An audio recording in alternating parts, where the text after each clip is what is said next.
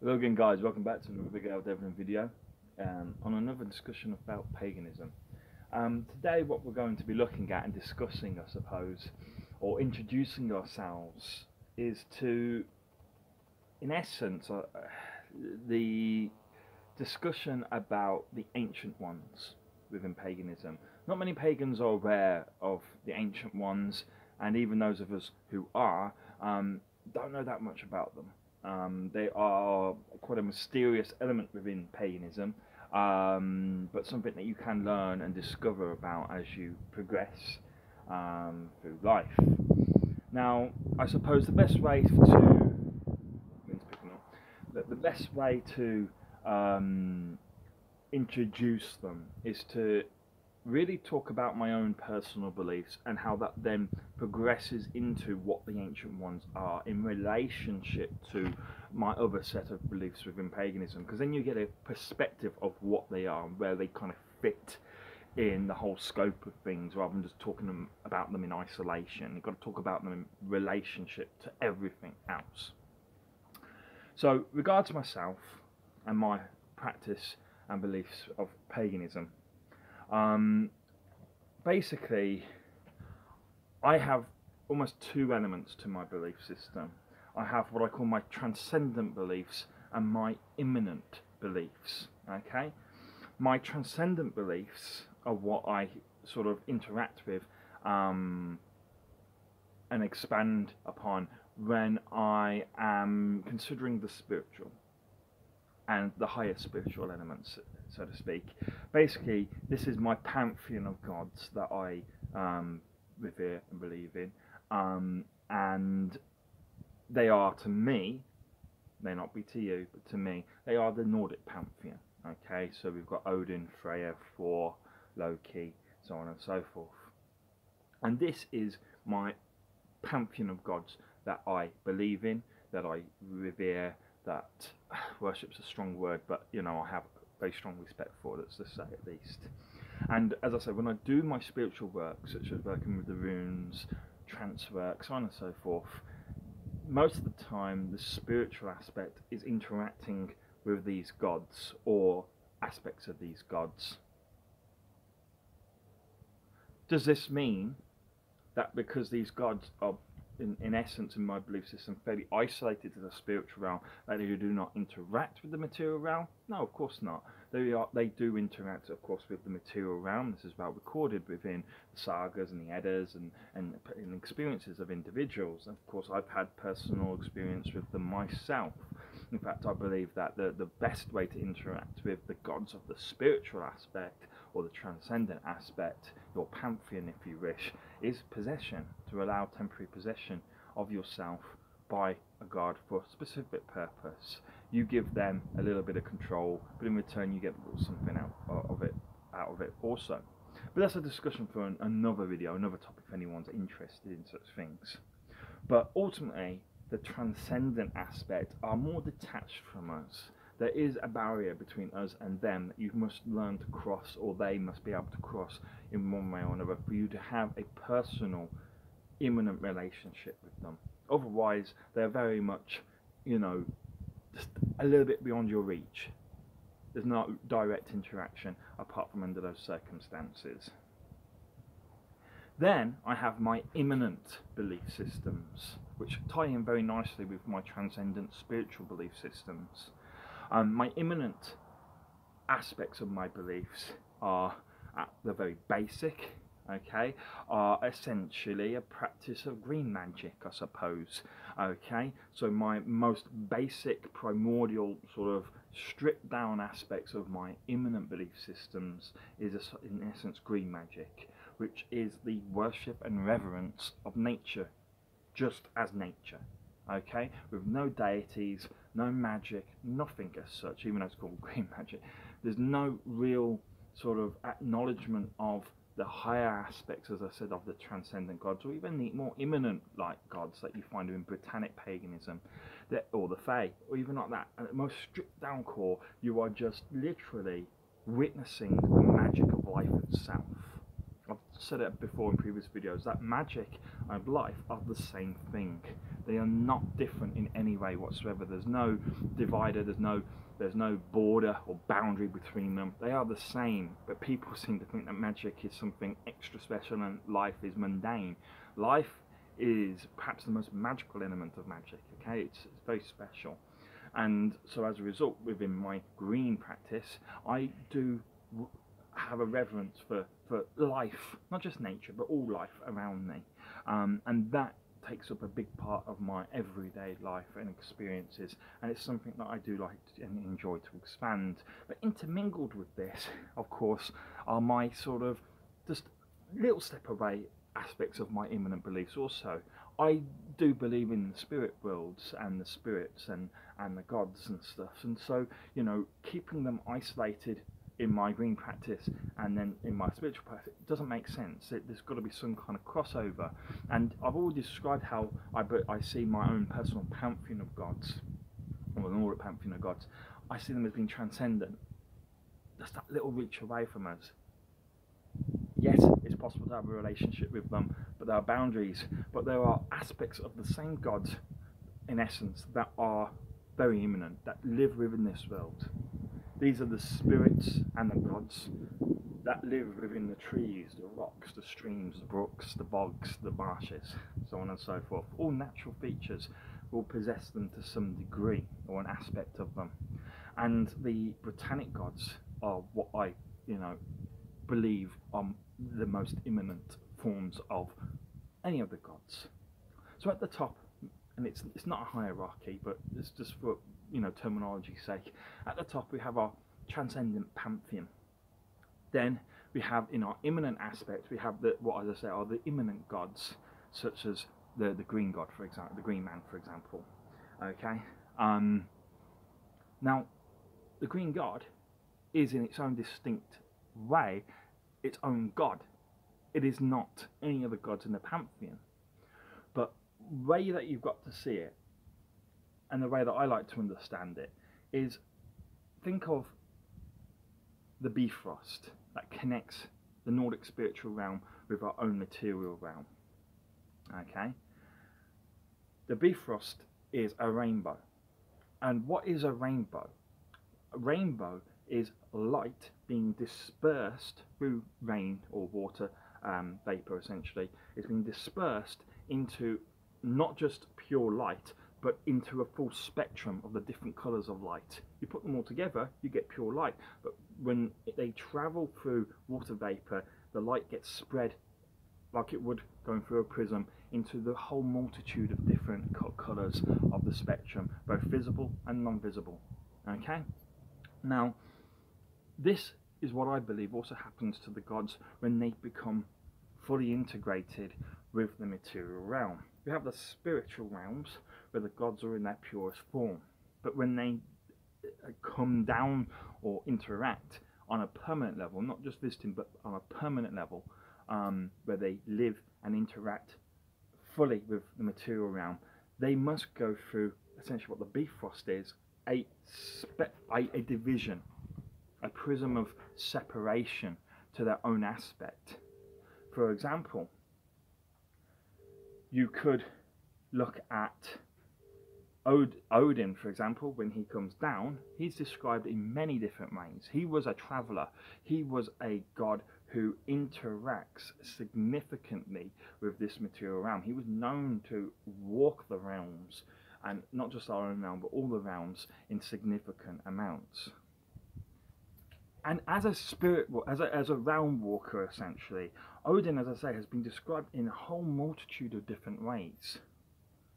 And the reason for this is not because he decides one day, I'm going to be like the grey man, the kind of shadowy figure that he sometimes presents himself, and the god of nobility in other respects. It's because when he becomes part of this realm, he gets dispersed into his different aspects of his own personality. You see different aspects, just like the 7 colours of the rainbow.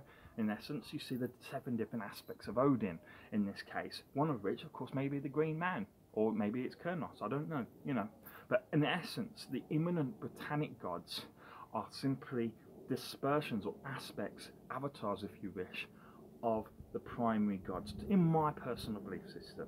Not everyone will think that, but that's how I understand and interact with the different gods, how I can believe in both sets of gods without exclusion of the other.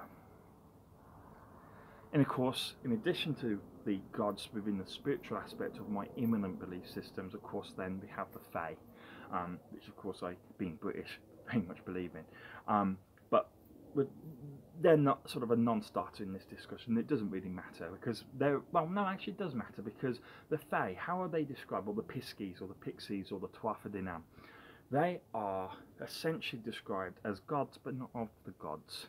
Gods, but not quite there, okay? They are spiritual aspects that are beyond spirits, but not all the way to godhood or deidom, essentially. They're kind of in the middle. They exist within their own, almost other realm that exists in perfect synchronicity to our own. And really, this is good. This is why I've mentioned them, because they are very good similar concept ultimately to what the ancient ones are, which is essentially what this video is discussing. What are the ancient ones? Well, the ancient ones are very similar to the Fae in the sense that they are not gods but something else. In fact, they are neither god, man, spirit or beast. They are something entirely different. They are something completely, potentially incomprehensible to the mortal mind.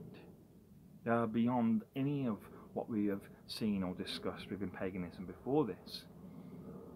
Now, the ancient ones are known and have been discussed within paganism, but they're not discussed in detail or in large sort of consideration.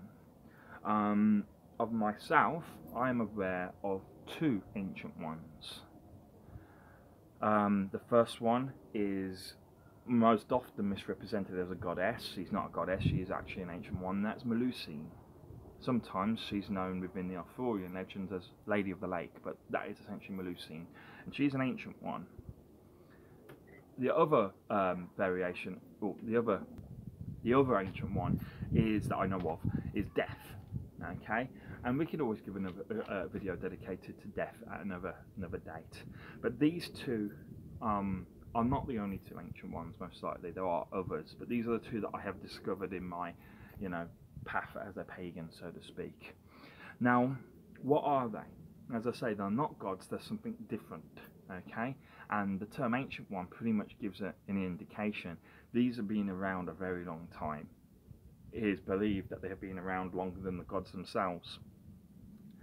Now, looking at that, there's an argument also that Ardhumbla, for example, and maybe even Sutra, are both also ancient ones, because of course they were around before the gods, and it was Ardhumbla that gave awareness to the gods, and Sutra has always been around. He's been always aware. He didn't need Ardhumbla to make him aware of anything. So it's possible that these two aspects are also ancient ones, but that's a discussion for another time. Today, rather than looking at specific aspects of the ancient ones, we're going to be discussing them as a whole, as a generic sort of concept. In my belief, what they are is a driving force within the universe. They are all known to have, whenever they've been mentioned, whenever you look at something that could possibly be an ancient one, such as the Norns, for example, they may be ancient ones too. They all seem to have a very close relationship and very strong influence on fate when they want to flex their muscles, so to speak. They can really influence fate in a very strong and powerful way. I mean, if you look at Sutra, if he is an ancient one, he's the one who ends fate, and ultimately ends creation and restarts the cycle anew. So, yeah, very strong argument that he is, of course, an ancient one. But what they are, as I say, is separate. They are not bound by the same rules or laws that gods and mortals are. The laws of physics, which also kind of exist within the spiritual realm also. They are a separate entity. And my belief is what they are is beings that have attained, quite possibly have attained, the state of Dagas in other realities that have existed. We know in paganism there's a cycle of creation and destruction, of birth, life, death, and then rebirth. within the universe itself as a whole. And so we see multiple realities existing. It's possible that in other realities that there have been individuals, be they men, be they God, be they spirit, doesn't matter, that have attained the state of Dagas, i.e. oneness within themselves, within their lifetime, prior to, you know, their own individual Ragnarok. It is possible, quite possible, that this is what the Ancient Ones are. Because when, in theory, one attains oneness, when the fires of destruction in Ragnarok come and destroy and consume all of creation, those that have attained, in theory, Ophura, but then it's converting into Dagas during Ragnarok, those who have attained this level of oneness, this perfect sort of synchronicity with the universe during their lifetime, they are able, when consumed by the fires of destruction, to then ascend into something else. Their oneness is still left behind, and it is integrated into the universe, just like any other oneness that has been created during the universe is reintegrated back into source. And it is this, to me, is what an Ancient One is. They are individuals who have been integrated into the oneness of the universe in prior realities. Now, what does that mean? What it means is they are the intelligent process behind fate.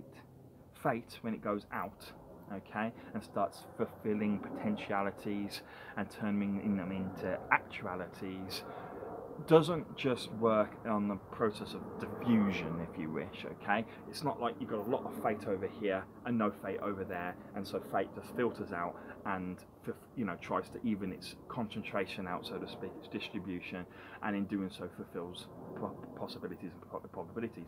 Perhaps this is how fate worked before there were Ancient Ones behind it. It would just go out randomly and fulfill random possibilities and probabilities. But no, there is an intelligent process behind fate, and of course we name this Fehu. It's the desire to fulfill not just potentialities, but potentialities that have never been fulfilled before in prior realities, to achieve, it's the desire to achieve maximum state of oneness and to develop the state of oneness of the universe to a greater state every single reality. Now, if you were doing this just through sheer probability, at the beginning it would work, but eventually you'd become fairly stagnant. The growth of the oneness of the universe would go up, yes, but at a very slow rate. But if you've got an intelligent process behind it, i.e. the Ancient Ones, who have been, you know, who have attained oneness during the points when fate didn't have a natural state of Fehu, it just had go out there and fulfill things kind of aspect.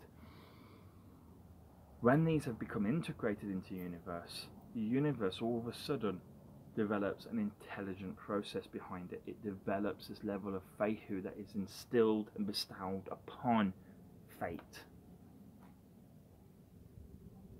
And this is how fate fulfills certain probabilities. This is why we all are ruled by fate and destiny, because there are puppeteers, so to speak, at the top, driving towards a specific overall goal. They're not concerned with the details. That's why fate can be changed, but they're concerned with the big picture. That's why destinies cannot be changed. There's certain things that need to be fulfilled in every single reality. The destiny will always change, apart from the end point, of course, of Ragnarok, and that is in its own state a necessity. Ragnarok is important in necessity, so that there is life anew and new possibilities to again fulfill, so that the oneness, the developer oneness, doesn't become stagnant, as I've described before. You need death to have new life and there's new possibilities and probabilities. And this is where the Ancient Ones, as I say, sit in. Ancient Ones, to me, are beings who have attained the ultimate state of oneness. And as a result, when, as I say, the fires of Ragnarok or apocalypse or destruction, whatever, have consumed all of creation, their oneness is left behind. That cannot be consumed like everything else, because it's separate now from creation. The universe has this desire to obtain oneness, so it won't destroy it. And instead, when everything has been consumed and destroyed, that which is left behind, the oneness, is integrated, as I say, back into the organic aspect of fate, the organic source of fate, and it is there that we then see the intelligence of those who have attained oneness being integrated into the beginning of time ultimately, and the formation of ancient ones. And so ancient ones, with every passing reality, may increase in number. Not every time, obviously. Achieving oneness is very difficult, but this is ultimately, as I say, to me, is what pagans should always strive for, to achieve oneness, not to become an ancient one or anything along these lines. That's a selfish goal to try and achieve that. But you're trying to achieve oneness so that you can progress the universe, and as a consequence of that, maybe, just maybe, there's a development into an ancient one status, ultimately. Just a thought, guys. Just a thought. One I thought I'd share whilst it was fresh in my mind. Hope to talk to you soon.